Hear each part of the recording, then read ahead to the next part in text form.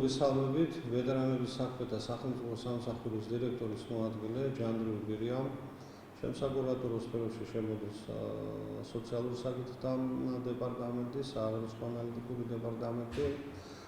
მინდა მოგახსენოთ 1 აპრილიდან 1 სექტემბრის ჩათვლით რა ღონისძიებები განახორციელა ჩვენმა სამსახურმა ჯანდაცვის მიმართულებით.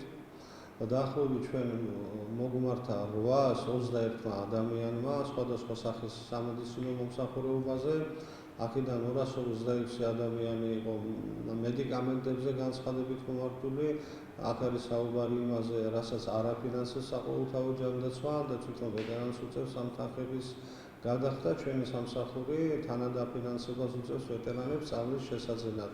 აფთიაქებში გარდა ამისა 535 ვეტერანს ჩაუტარდა სხვადასხვა სახის სამედიცინო მომსახურება, ეს მაღალტექნოლოგიური კვლევები, აქ შედის სხვადასხვა სახის ოპერაციები, რეაბილიტაცია და ისევე ხაზგასმით მინდა ვთქვა, ეს არის ის თანხების ანაზღაურება, რასაც საყოველთაო ჯანდაცვის პაკეტით არ არის გათვალისწინებული. ანუ მოგეხსენებათ, რომ სამწუხაროდ ყველა კლინიკას ძალიან მაღალი ფასები აქვს სხვადასხვა სახის სამედიცინო მომსახურებაზე და გარდა იმისა, რასაც უხდის საყოველთაო ჯანდაცვით ვეტერანის პაკეტით 100%-ის თანადაფინანსება, მაინც უწევს ვეტერანს. ზოგ შემთხვევებში ეს აღემატება ბუნებრივია მათ შემოსავალს, ვინაიდან მათი სოციალური და ეკონომიკური მდგომარეობა არ არის ისეთი მყარი და ისეთ კარგ მდგომარეობაში, რომ ვეტერანებს შეეძლოს 1000, 1500, 2000 და ასე შემდეგ უფრო მეტი თანხების გადახდა. გარდა ამისა,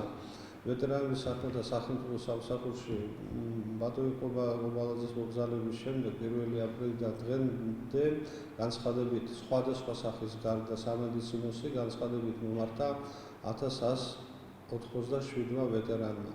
სადაც ჩვენ გავუწიეთ შუამდგომლობა, ეს არის როგორც ადგილობრივ თვითმმართველობებში, ისე რაიონულ ორგანიზაციებში, სხვადასხვა სახელმწიფო სტრუქტურებში ითხოვენ შუამდგომლობას, ფართის შეშის საყოფაცხოვრებო პირობების გაუმჯობესების მიზნით და პრაქტიკულად ადგილობრივ თვითმმართველობასთან ერთად ჩვენი კარგი ურთიერთობიდან, ანუ ჩვენი სამსახურის ხელმძღვანელობის და ზოგადად სამსახურის კარგი ურთიერთობიდან გამომდინარე ძალიან ბევრი პროგრამები, პრობლემები ამ ვეტერანების გვარდება. მომართვიანობა მინდა გითხრათ, რომ აი ამ ციფრებიდან გამომდინარე 3 თვის განმავლობაში არის დაახლოებით 2000-ზე მეტი, 2500-ზე მეტი, ამიტომ მინდა გითხრათ, რომ ძალიან აქტიურად ვარ ჩართული ყველა პროცესში, რომელიც მიმდინარეობს ამ კუთხით, რაც ეხება ვეტერანების სოციალურ დაცვას, მათი ეკონომიკური მდგომარეობის გამჯობესებას. თან აღნიშნეთ, ეს ციფრები რამდენ ადამიანს ჩაუტარდა სამედიცინო მომსახურება, თუმცა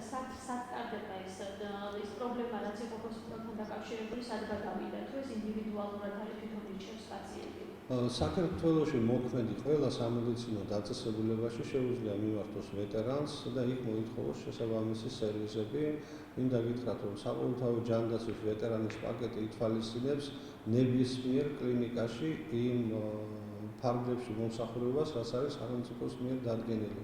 კონკრეტული მიმართულება ამა თუ იმ კლინიკაში არ არსებობს, ამიტომ სრულიად საქართველოს ტერიტორიაზე ყველა სამედიცინო დაწესებულება არის ამ პროცესებში ჩართული, მაგრამ აქვე მინდა აღვნიშნო, რომ ვლადიმერ სანიკიძის სახელობის ვეტერანთა ჰოსპიტალი ივლისის თვეში გადმოეცა 5-წლიანი მართვის უფლებით ვეტერანების საქმეთა სახელმწიფო სამსახურს, სადაც ახლა მიმდინარეობს გარკვეული ნაწილი შენობის რეაბილიტაცია, რემონტი, ესე ვთქვათ, და სადაც მოხდება პირველადი ჯანდაცვის, ანუ პოლიკლინიკურ დონეზე ვეტერანების მომსახურება. ეს არის ამ ეტაპზე, რაც შეძლო ჩვენმა სამსახურმა და მისმა ხელმძღვანელმა მობრძანების შემდეგ.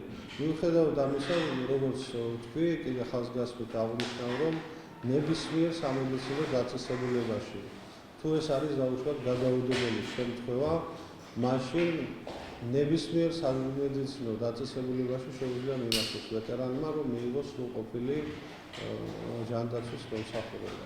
თავიდანვე როცა ჰოსპიტალთან დაკავშირებით პრობლემები შეიქმნა, გაჟღერდა ინფორმაცია, რომ შესაძლებელი იყო გარკვეულ ტერიტორიაზე ახალი ცენტრის აშენება. რა საკითხი, რა ეტაპზე ეს?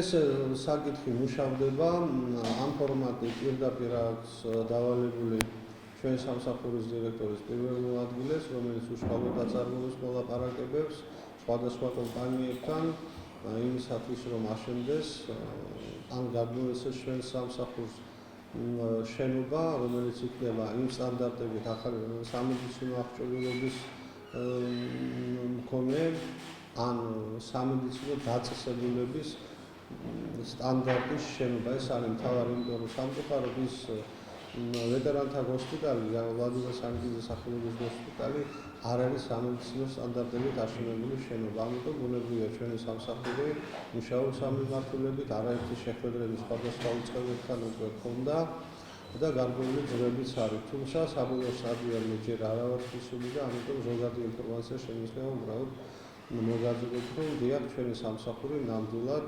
ფიქრობს, რომ ვეტერანს უნდა ჰქონდეს სრულყოფილი სამედიცინო დაწესებულება, სადაც იქნება ყველა სახის სამედიცინო სერვისი, პოლიკლინიკიდან დაწყებული საოპერაციო და სარეაბილიტაციო კუთხით. ეს არის ძალიან მნიშვნელოვანი, იმიტომ რომ ჩვენი სამსახური შეძლებს უფრო სრულყოფილად ვეტერანის უფლების დაცვას, როდესაც მას ექნება შეხება სამედიცინო პერსონალთან.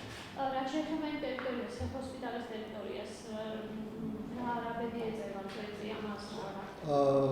ჩვენ მე როგორც მოგახსენებთ, ეხლა მიმდინარეობს პოლიკლინიკური ფლიგელის რემონტი, სადაც ჩაუტარდებათ ვეტერანების პოლიკლინიკური მომსახურება, ასევე ვფიქრობ, რომ ჩავთვალოთ დღის სტაციონარი, რაც აუცილებელია იმისათვის, რომ ეს ღონისძიებები მან გახორციელდეს, იქ მომუშავე ექიმებს, ვისაც არ აქვს, რა თქმა უნდა, მოუწევს შესაბამისი მისი სწავლების და სერტიფიკატების აღება, ესენი უნდა გახდნენ ოჯახის ექიმები, რომ ჰქონდეთ უფლება მიიღონ ვეტერანები და პოლიკლინიკურ დონეზე დაახლოებით 13 დასახელებაა უფასო მკურნალობის, რომელსაც უკვე აფინანსებს სახელმწიფო. ანუ ნებისმიერ პოლიკლინიკაში, სადაც ეს არის ვეტერანი მიწერილი, მან შეუძლია მივიდეს ოჯახის ექიმთან კონსულტაცია, ფსიქოლოგიური, ნევროლოგიური და სხვა 13-ზე მეტი ჩამონათვალია, სადაც უფასო მომსახურება ეკუთვნის ვეტერანებს და რაც შეეხება პენსიონერ ვეტერანებს, მათი პაკეტი კიდევ უფრო უკეთესია, მეტად არის გაზრდილი, ანუ სამედიცინო სერვისი არის უფრო გაუმჯობესებული, გამომდინარე იქიდან, რომ მოგეხსენებათ, ესენი არიან ხანგრძლივი ვეტერანები, საპენსიო ასაკის მქონე და ასევე შეზღუდული შესაძლებლობის მქონე ვეტერანები. რაც შეეხება სამედიცინო პერსონალს, იქნება თუ არა მათი დიდი ნაწილის თუ ნაწილის გამოყენება თუ დარჩენება?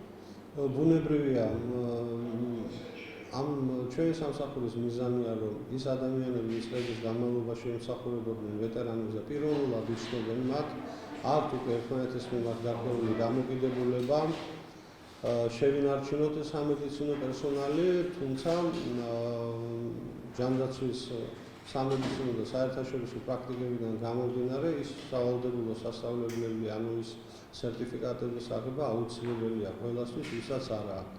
რა თქმა უნდა, პირველ რიგში იქნება გამოყენებული იმ გოსპიტალის ექიმების რესურსი.